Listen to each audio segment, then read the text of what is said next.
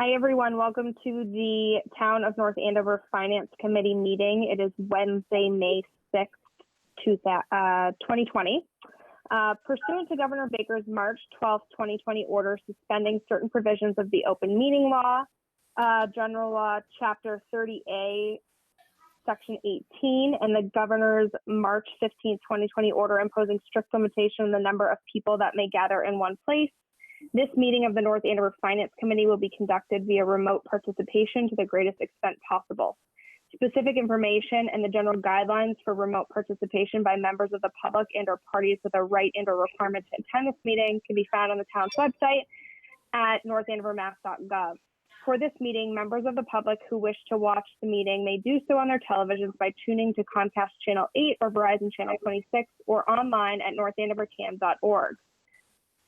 No in-person attendance of members of the public will be permitted, but every effort will be made to ensure that the public can adequately access the proceedings in real time via technological means. In the event that we are unable to do so, despite best efforts, we will post on the Town of North Andover website an audio or video recording, transcript or other comprehensive record of proceedings as soon as possible after the meeting. It is now 7:04. We're a few minutes behind. I'd like to call this meeting to order. Because we are virtual, I will do a roll call. Edward McMillan? Here. Christine Allen? Here. Kevin Foley? Here. Jen Burns-Les? Here.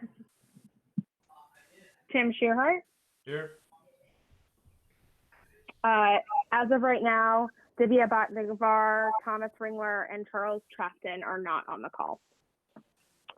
I just wanted to start off quickly and introduce Jillian Brothers, who's on the call right now. Angela has retired, and Jillian is going to be helping us out. We really are excited to have her. It's been a joy so far, especially today as she helped get this meeting set up. So welcome, Jillian, and we can't wait to see you formally in person, but right now it is great to have you. Welcome, Jillian. Thanks, Sasha. Thank you. Looking forward to working with everyone.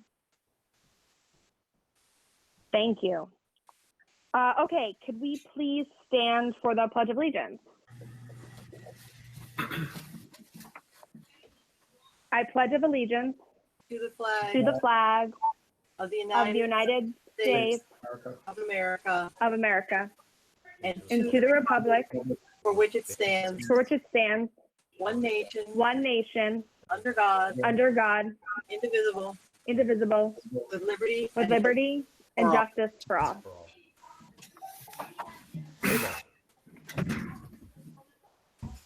Thank you, everyone. So I just want to thank you all for coming to a meeting. This meeting should be relatively brief compared to some others, but we're going to go over some obviously critical information. We have Finance Director Lynn Savage with us today. She is going to review the third quarter financials with us that you all were sent and that are located in the meeting folder, which is accessible to the public, as well as her analysis on the financial impacts or potential financial impacts of COVID-19 to the proposed FY21 budget. So we'll first talk about the third quarter, and then we'll move forward with her presenting her analysis and, us asking questions and kind of go from there. Thank you, Madam Chair. This is Lynn Savage, and thank you for having me. I'm just first going to go over the third quarter financial reports, which I hope all of you have in front of you, just to do some brief summaries. Property tax revenues through the third quarter, which is March 31st, 2020, are at 73.7% compared to last year, which was 76.9%. It's, in my opinion, it's down a little bit due to the timing issue of when we're able to get things posted. As you know, we're in the midst of this crisis, and the staff isn't in the office, and we're going in shifts, picking up the mail, sorting it, delivering it to people, and they're working from home, getting deposits written up into the bank. So at this point, being down a little under 3% is not a big concern for me right now. Motor vehicle excise collections for the third quarter are at 67.8% compared to last year at 88.3. Again, this is the same situation. Motor vehicle excise, when we sent the commitment out in February, we had some issues with the electronic file for people to pay online.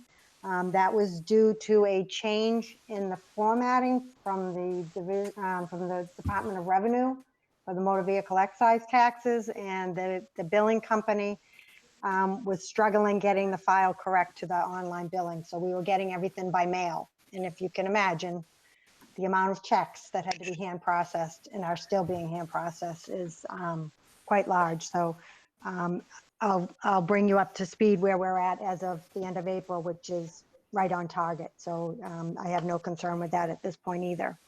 Meals tax collections are in line, 80%, 80.9%, which is where we need to be. Ambulance collections are as well are at 88.1% compared to 92.1%.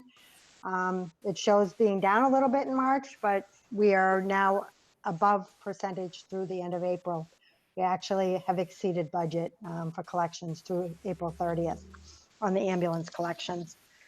Building inspection fees are at 67.56%, which is in line once we back out any large projects from last year, which brings it down to 59% last year. So there's no issue there. Interest income is off the charts.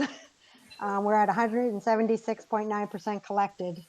That is due in part due to the great investments that the treasurer collector has been doing and has invested a lot of our funding in CDs and has gotten some terrific interest rates.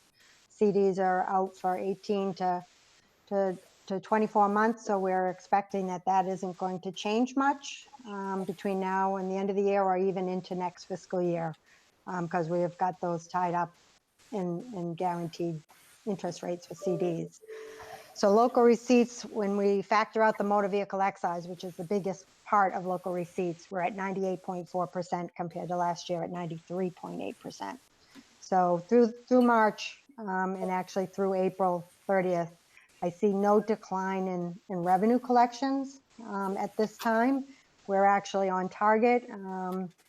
Real estate collections through April are at 93.4% collected. It's down only 2% compared to last year.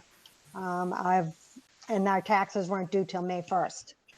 And the Board of Selectmen had voted to extend the payment date to June 1st, but it appears that we've gotten most of our collections on time without having any issues on collections as far as that goes. Expenses, moving on to expenses, we're at about 70% of the target budget at this point, and it's tracking. Hey, Lynn, Yeah? I'm sorry to interrupt. I have two quick questions. Sure. On the revenue side. So for Yep. meals, the meals tax, is that still tracking for the end of April, or is that obviously impacted by the last month? Well, we get that quarterly, so I don't. Quarterly? So you don't know? Right. I don't know where that's tracking, but typically on a quarterly basis, we get anywhere from 145 to as much as $160,000.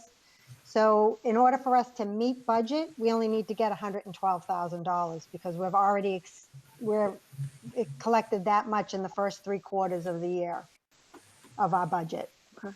So that is in part due to the fact that, again, I can only reiterate it, is how conservative I do my revenue projections, and the Revenue Fixed Cost Committee does the revenue projections, which allows us that little bit of cushion just in case.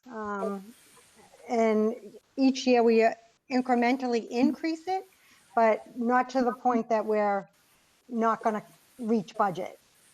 That's what I strive to do as much as possible. Okay.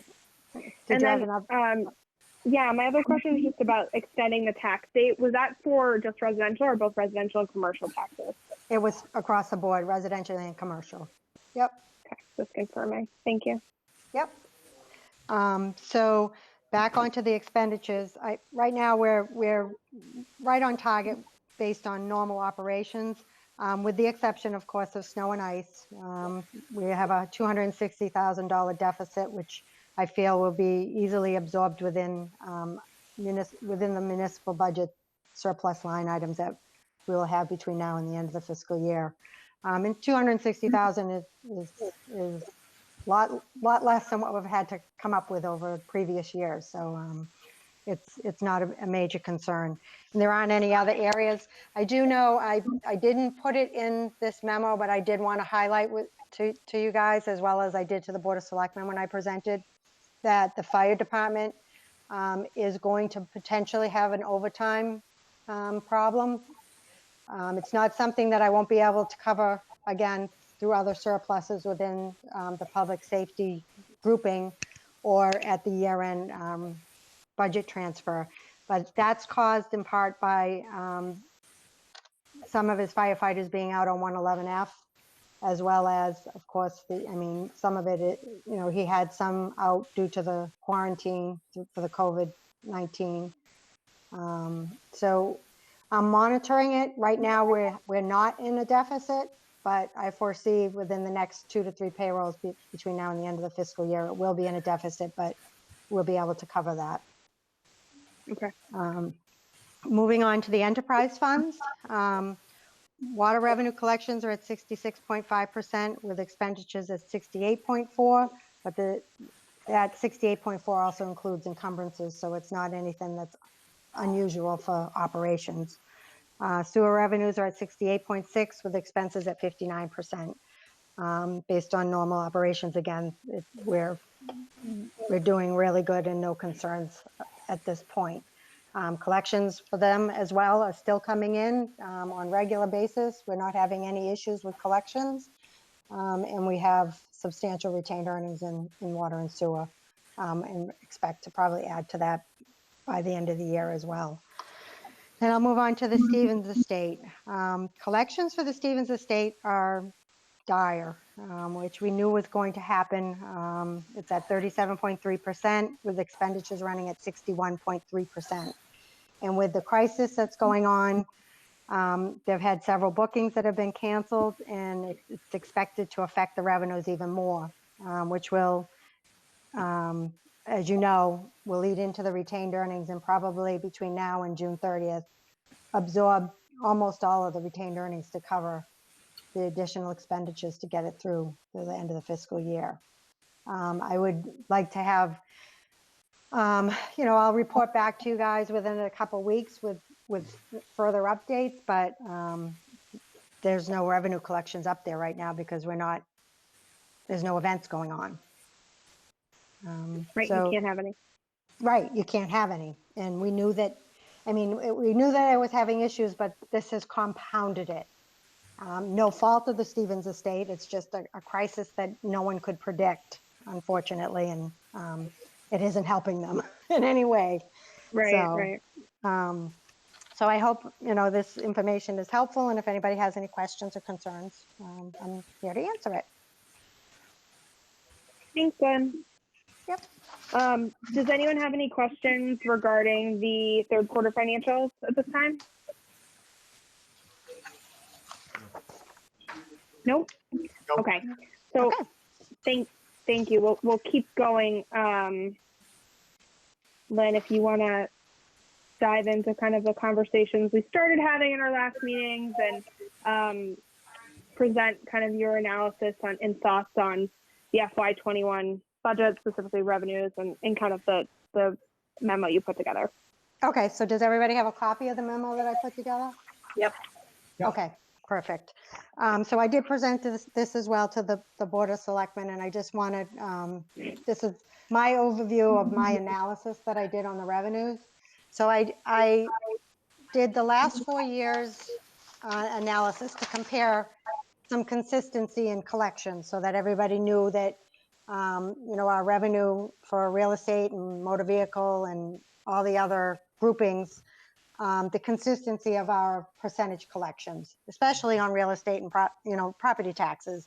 We're anywhere from 99.8%, even 100% collections, to as low as in the earlier years. I went back to when 2008 and 2009, when we actually had the recession. We still were at the 98 and 99% collections on property taxes. And the reason I went back to that particular period of time is because that was a rough time for everybody. And I even did one further search, and I looked into 2010 to see if maybe some of it flowed into the third year. And 2010 is still at the 98 to 99% real estate tax collections, which is our main source of revenue in order to meet our budgets.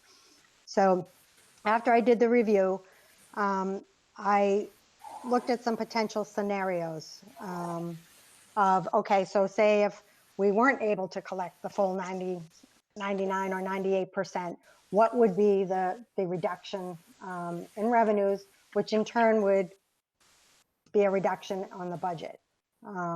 So within the memo, I did some percentages in dollar amounts as to how much it would reduce the actual collections. For example, 99% is a reduction of $853,000. 98% is $1.7 million, and 97 is 2.5 million, 96 is 3.4, and 95 is 4.2. So what has always been the process in the past, as you all know, I've been here a long time. Feels like sometimes forever, but 19 years is a long time. And I was here during the really bad times, and I've been here for the really good times. In the bad times, I have had to send out those letters, and here's the budget cuts, and everybody's got to reduce their budgets by 2%, put budget freezes on, hiring freezes, and so forth. So we always broke that out based on an allocation of the budget between the school and the municipal, because we all have to share the pain. So in order to do that, the school budget is 70% of the whole overall operating budget, whereas the municipal is 29.76. And we would take that percentage share of any shortfall that we might have. Meaning that, for example, if we were to only collect 98% and we'd had to reduce our budget by $1.7 million, the school would take the hit of 1.1 million and the town would take the hit of 500,000. To me, that's the fairest allocation based on previous history and prior practice. But I hope we don't get to that. I'm strongly recommending that we don't change the budget in any way.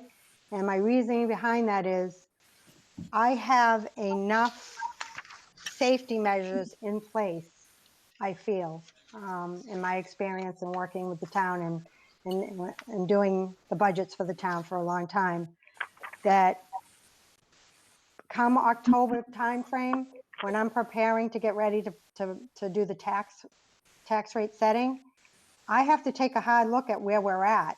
And I have to present everything to the Department of Revenue, and they are not going to certify the tax rate, which means we can't function unless I can prove that we're going to meet budget.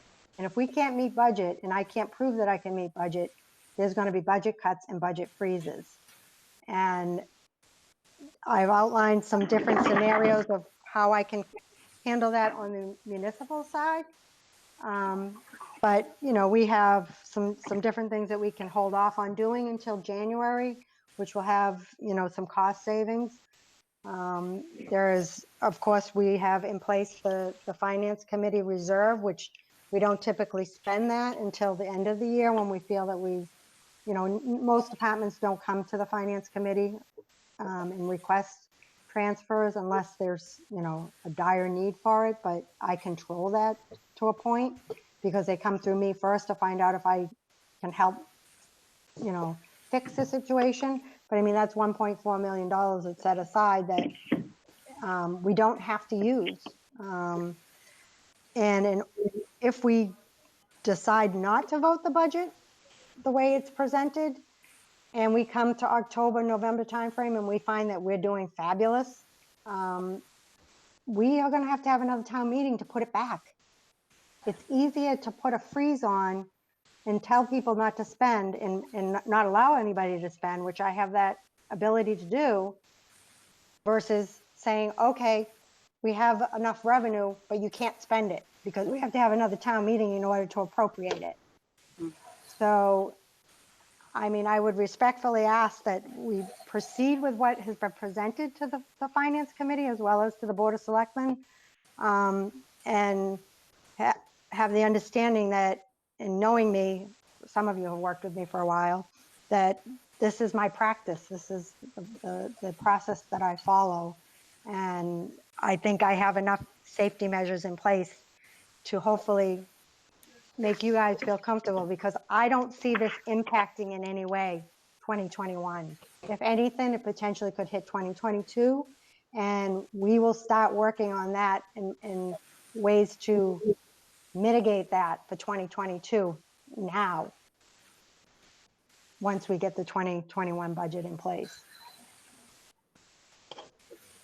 So Lynn, to that end, how do I express this? How do you approach that now? As in, do you project like, 2 year, 3 year, 5 years? I mean, very similar to what the schools did. It's different for them. I mean, I know Tim and I were having a conversation about how that works. They were doing it based on need. The town would project differently. But have you actually considered presenting like a 3-year outlook based on a lot of different scenarios, or is it just too many unknowns to be able to do something like that? Well, we do the 5-year forecast. We would just revisit the 5-year forecast and probably change it up. I mean, that's the best scenario that we could give. I mean, we would start focusing on, of course, there'd be a hiring freeze. We wouldn't hire any new people. If there are openings, we wouldn't fill them. Yeah. Until we, have a better projection on where we're going. We would minimize some of the things that aren't necessary that have to be done. I mean, one thing I want the Finance Committee to understand is that we have a great group of people and division directors and staff that work at these different departments.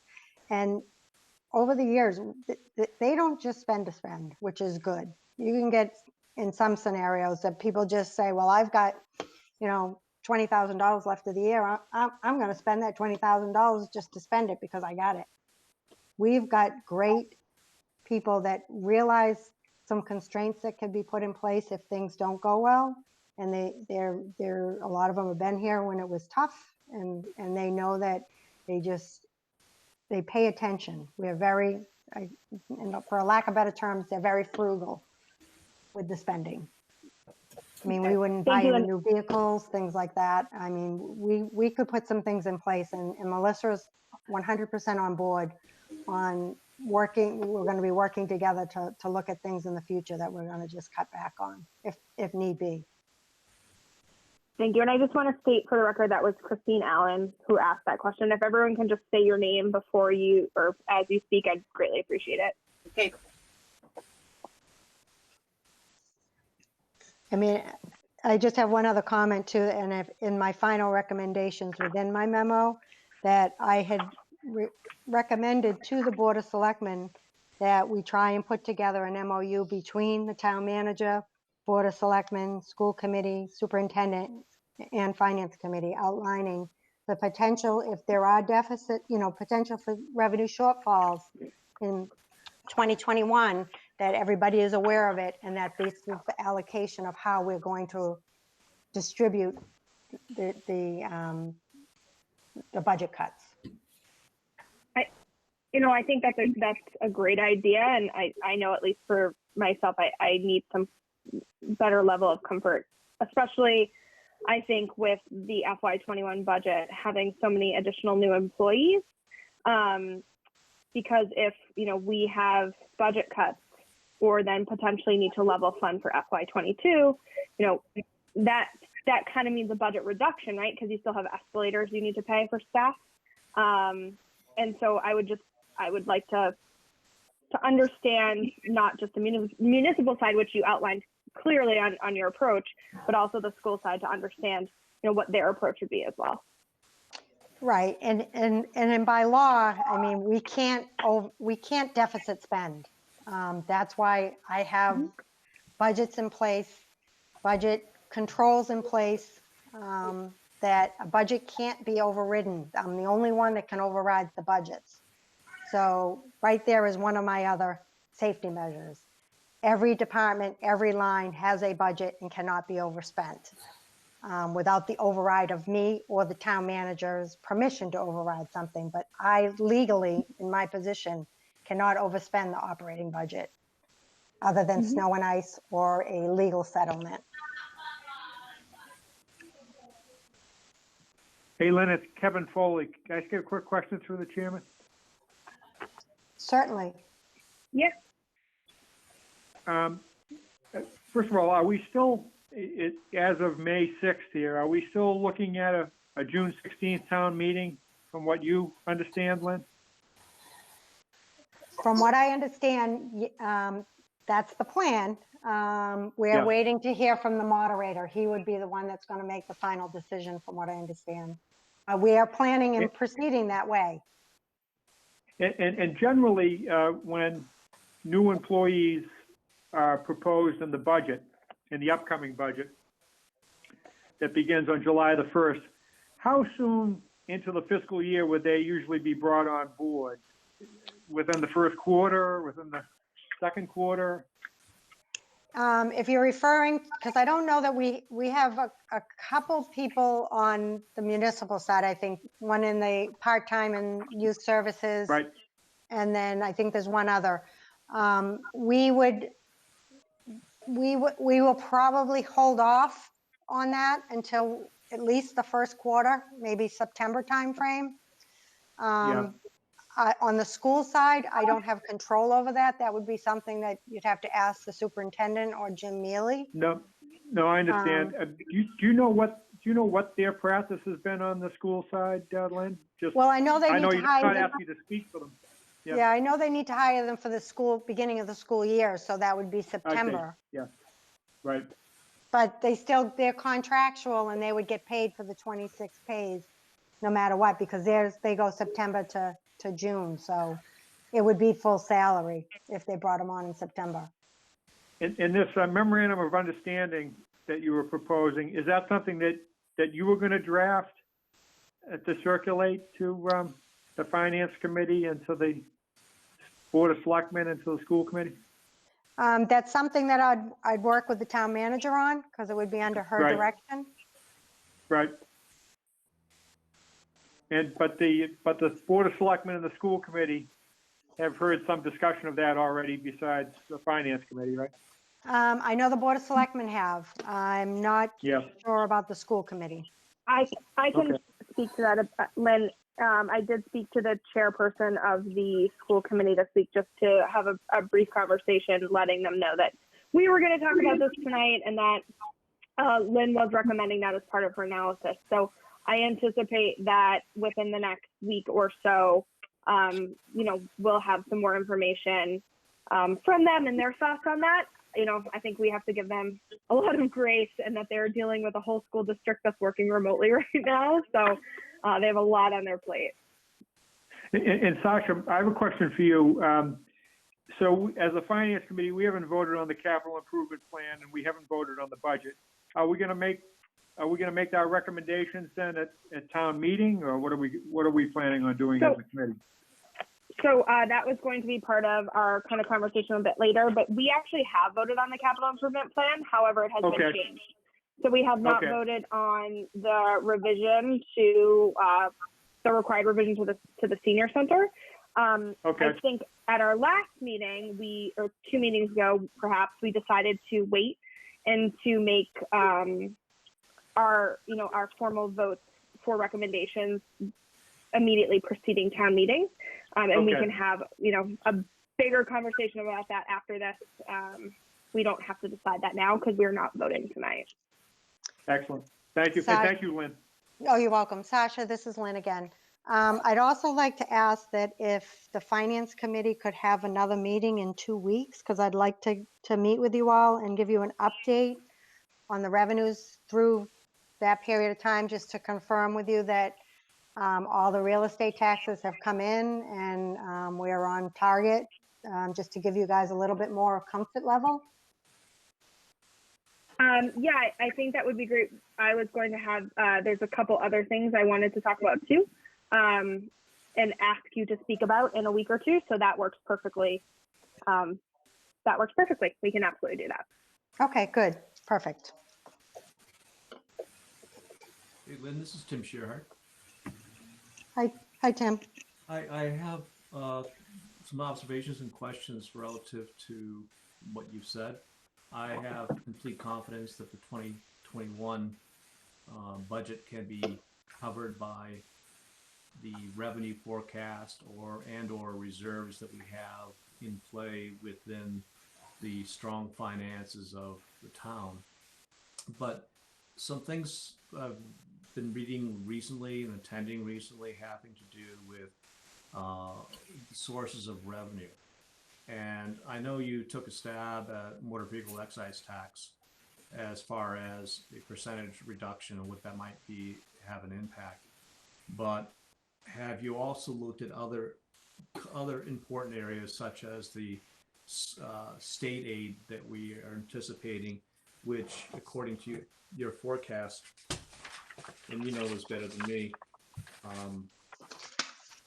is roughly $11 million in state aid that for 2021 that we have in our projections. I know it's flatlined and conservative, but right now the consensus Massachusetts Taxpayers Foundation consensus is that the 2021 state revenues are going to take a 14% hit, $4.4 billion hit. And I'm not sure what that means relative to what would be passed down or what we could expect in that $10 million in state aid. Meals tax. You all know meals tax, there's just no way we're going to even come close to that number that we have in our forecast.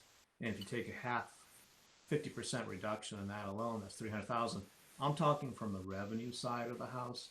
So from that perspective, those two sources of revenue by themselves can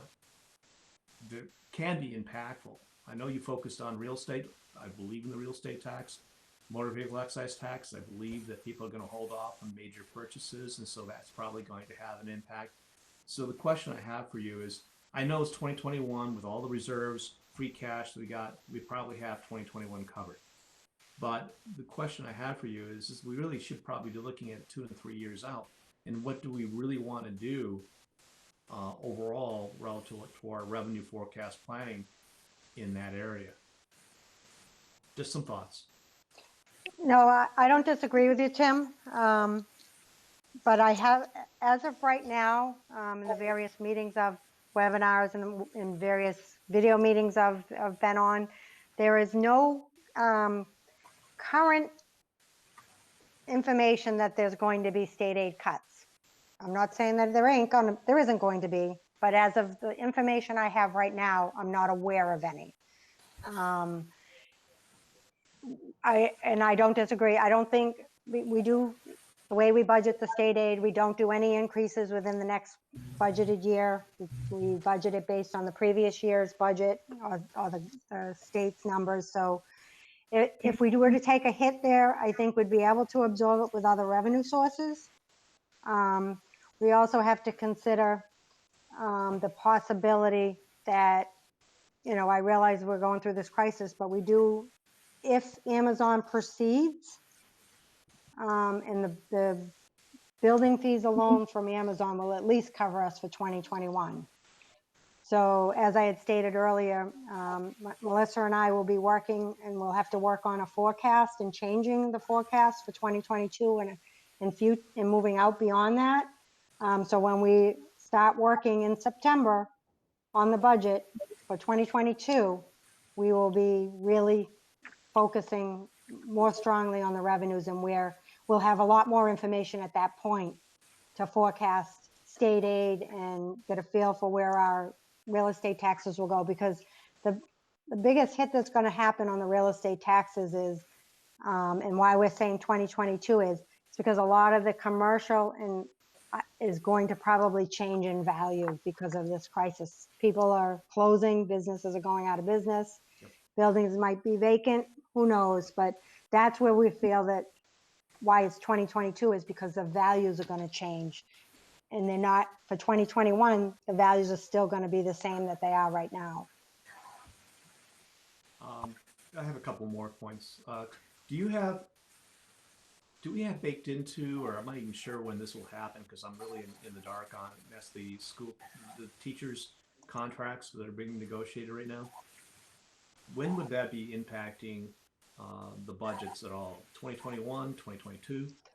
I'm not sure when they expire. Do they expire on June 30th? If they expire on June 30th, then it will affect 2021. But I would assume that they built that into their budget. Yeah, I hope that's a valid assumption. And the last thing, because I am fiscally conservative, and I don't want to dominate this conversation at all, but it has to do with the capital improvements. I know we were planning on spending free cash on capital improvements. I like to have cash in pocket as opposed to not. And I was wondering if there's any consideration. And by the way, I did in your memo, you're holding off on capital improvements, and that's a great thing relative to cash. The question I have is doing a triage of what we have right now in the capital improvement plan that we've already voted on, and considering either delaying or using debt to pay for those capital improvements, which require, if we use debt, that would require town meeting vote, I know. But just some thoughts on that. Anything Right. response? Well, I respect where you're coming from on that, but I have to disagree that, I mean, the free cash that we have, if you don't use it, it goes back into the calculation again. So it's not that it stays there and it does, it goes back into the formula and gets recalculated. So and then we add to it.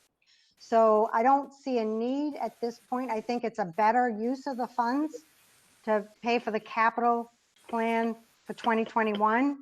Because we have all the other reserves. We have the stabilization, we have the capital stabilization, which we just built back up. We have the Fed stabilization, which we built back up to its max.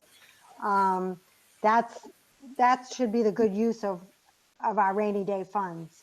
I think going in and doing borrowing right now, because we don't know where the market's going to be next May or June when we go to do the borrowing for this, we could really get nailed. I think it's a better use right now. And we will be adding probably to free cash this year again, and based on my projections and what I'm seeing in revenues right now, in the surpluses and these other line items that I have. That's all I have. Thank you very much, Lynn. Okay.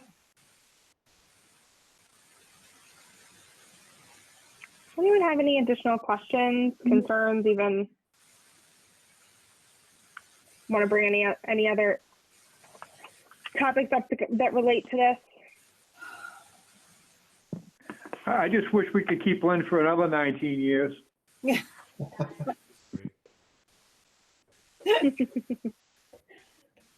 What do you say, Lynn?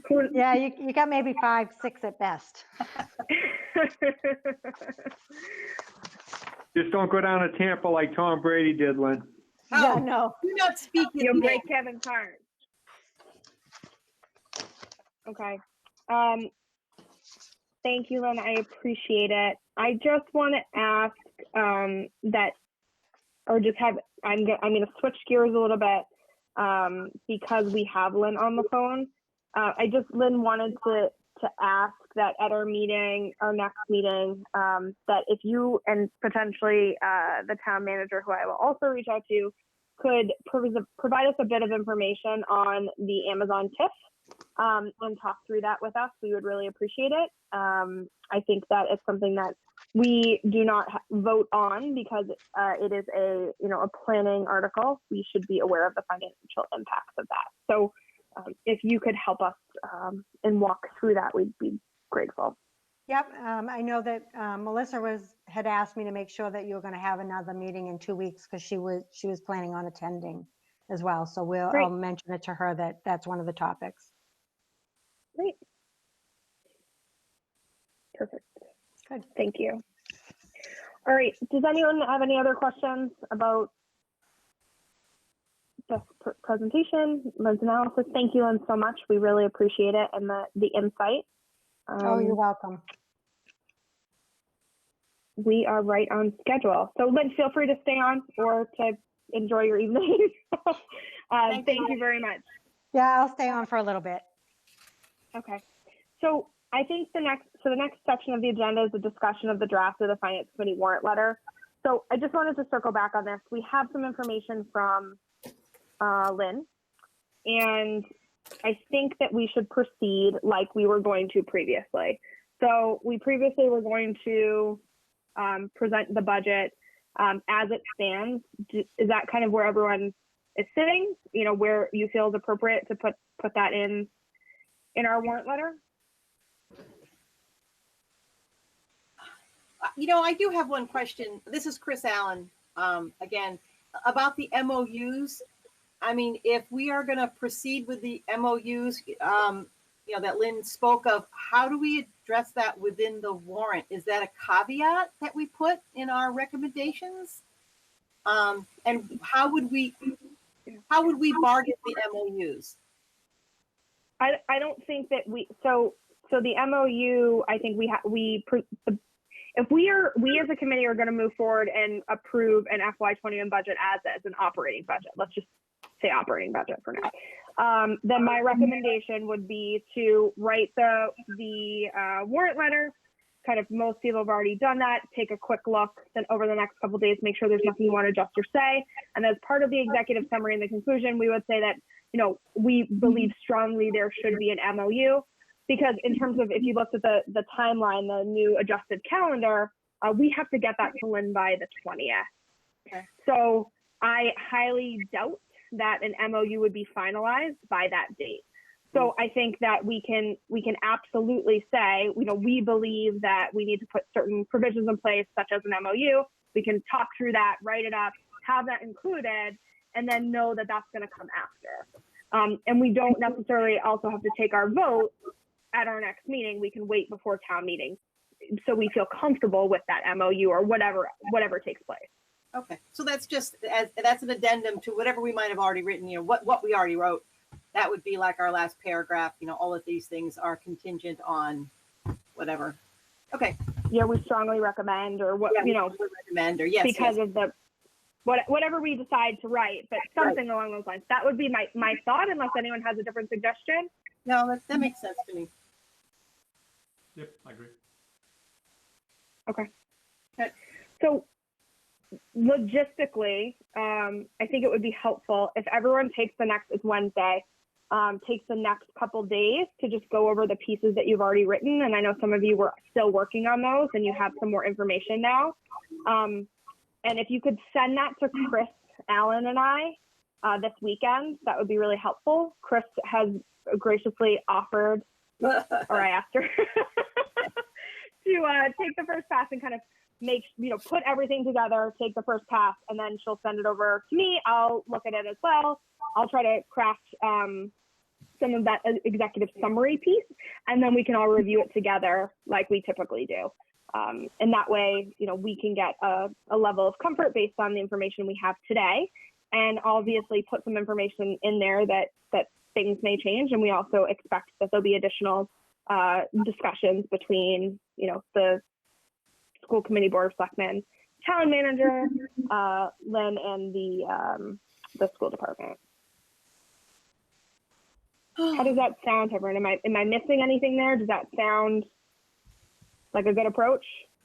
Yeah, I think that's it. That's our only every approach is fraught with mystery, but I don't know that we have any other place to go. How else can we do this? Can't imagine. I can't think of anything. So okay.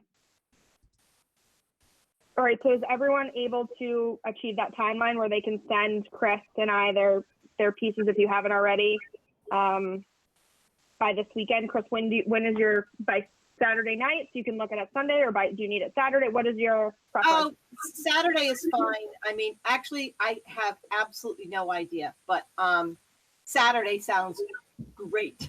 And when I get everything, right, I'll just have to, when do you want it back? When do you want to be looking at it? We can talk about, we'll have a little bit of time, so you and I can talk about that and kind of back into it. Okay. I have to, I'll look at What a is calendar. today? Today's Wednesday. Okay, yeah, Saturday, you guys. Saturday. What's today? What day? I know, every day. They all go together during quarantine, huh? Yeah. All right. Any other comments or things that you want to discuss as a committee regarding this topic? I know Lynn did a great presentation, but is there anything else you guys want to feel like you want to express, or any concerns or questions or comments?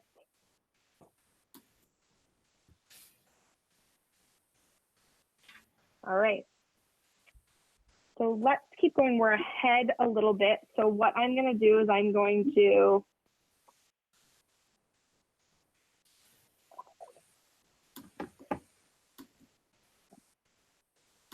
let me just check.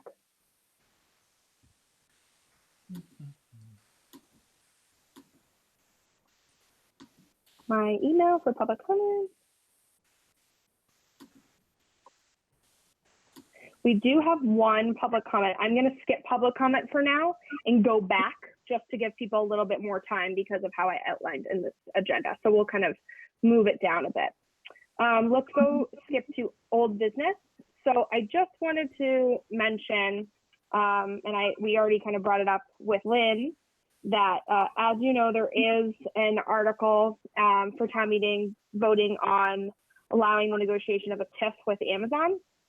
So typically, we aren't being asked to make a formal recommendation on that article because it is, I think it's a planning article. So we can, I think, get some information about it. I think it's important for us to know the financial impacts. And then if we feel that the financial impacts are significant enough, then we can potentially, draft some piece of writing that can be read at town meeting if we so choose at that point, when that comes up. So I just wanted to put that out there, put that on everyone's radar. Lynn said she'd talk about it, and so will the town manager. We'll get the information to the committee in advance, and then we'll have that discussion. Does that sound good to everyone? Yep. Yep. Okay. The other thing for old business too is we talked a lot in the beginning of kind of our sessions about non-disclosure agreements and the use of them and any potential financial impacts by the town. And I just did want to mention, and I applaud them for it, the Board of Selectmen did vote on a personnel policy last Monday that included provisions about non-disclosure agreements. And there will be no financial compensation associated with non-disclosure agreements going forward as part of their policy.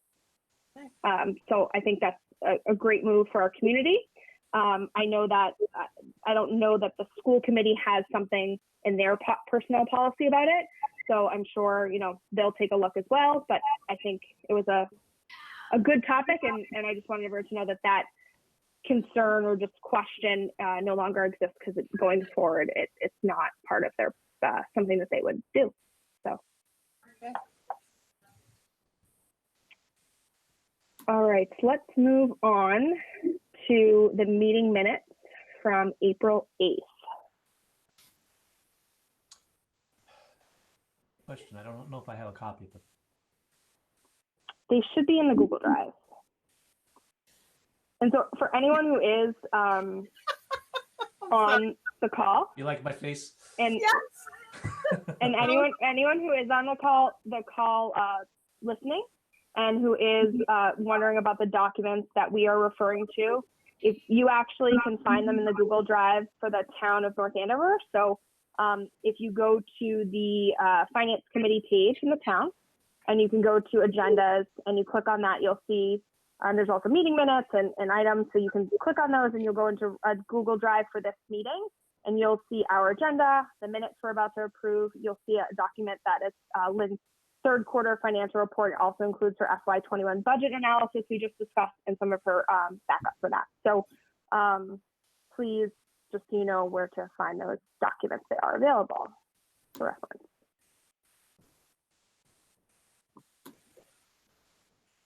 All right, let's review these minutes, and then someone can make a motion when you're ready.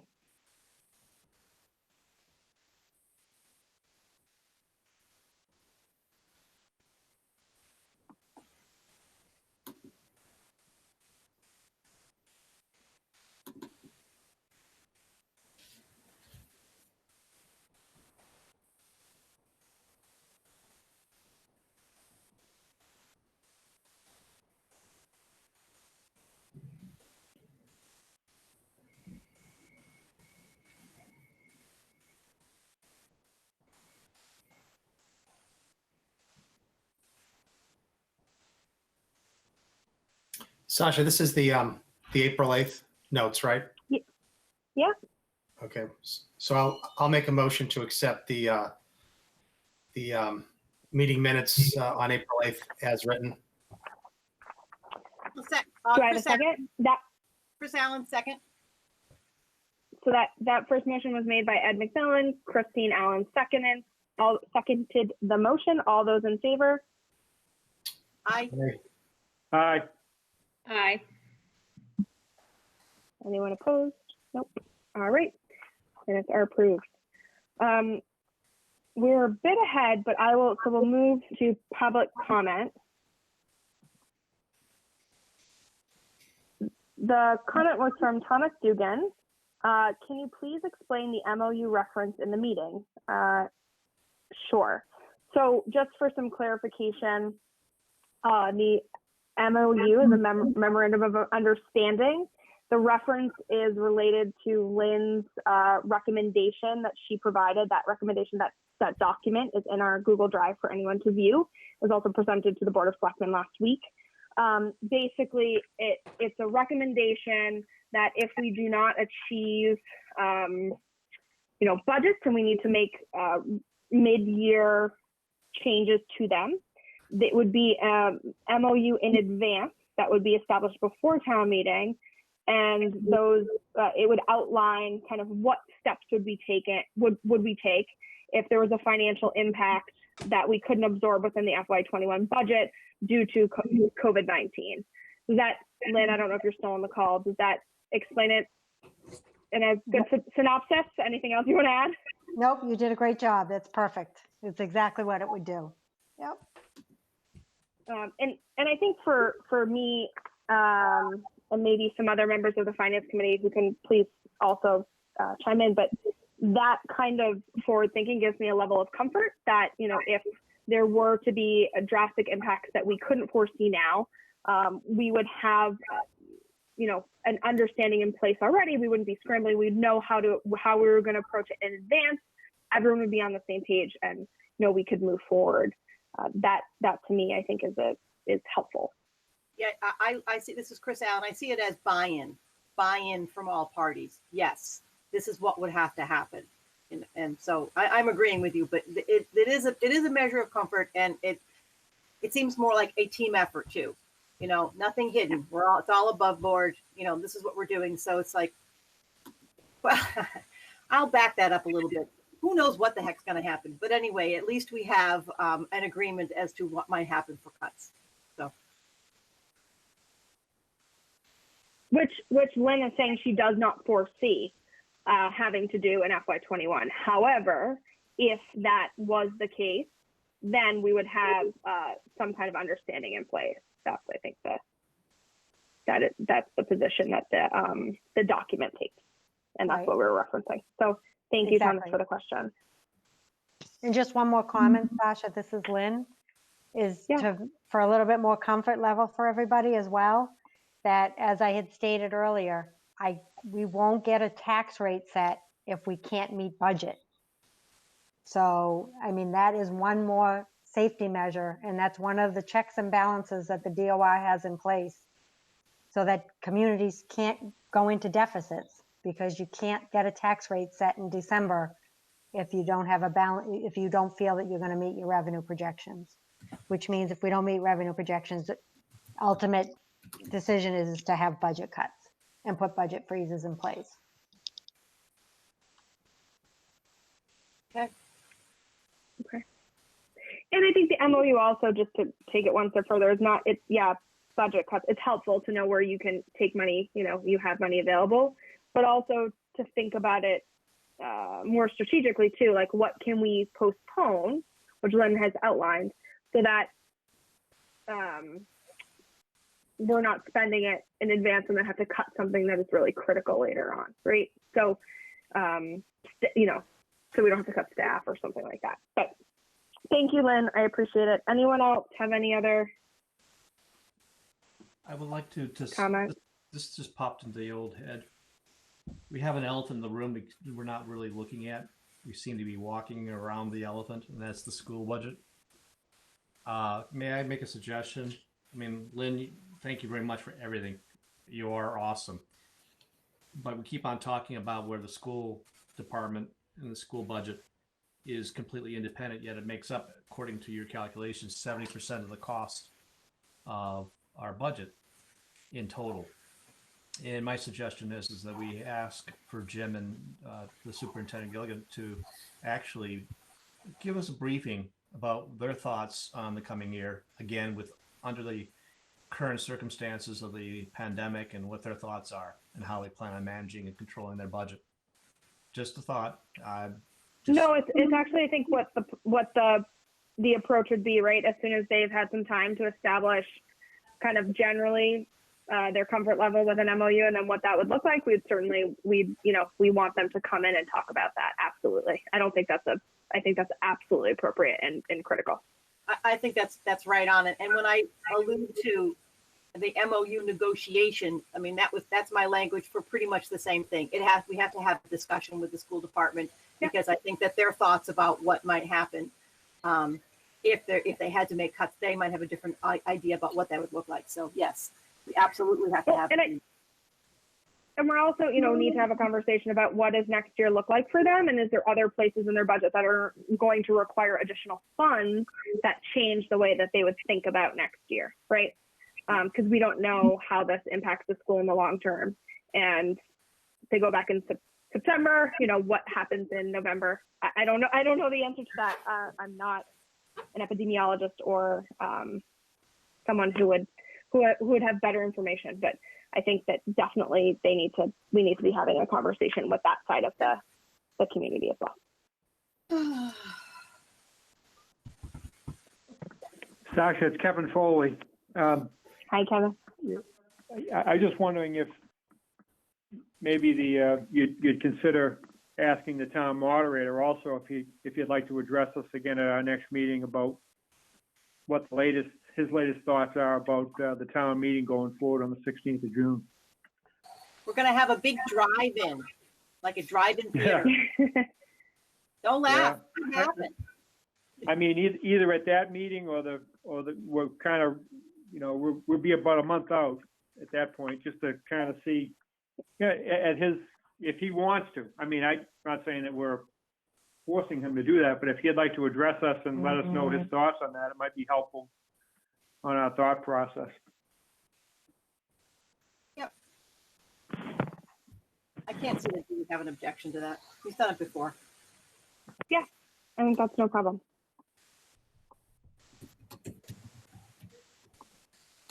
All right. Any other questions, comments, things that you wanted to discuss before we adjourn the meeting? No? All right. Do I have a motion to adjourn? Chris Allen, motion to adjourn. Do I have a second? Ed seconds. All those in favor? Aye. Aye. Aye. Aye. Any opposition? Meeting is adjourned. Thank you so much, everyone. I appreciate it, and we'll absolutely be in touch. Speak to you soon. Nice to see Thank you. everybody. Good night, everybody. Thank you. Bye-bye. Stay Good well. night. Thanks. Good night.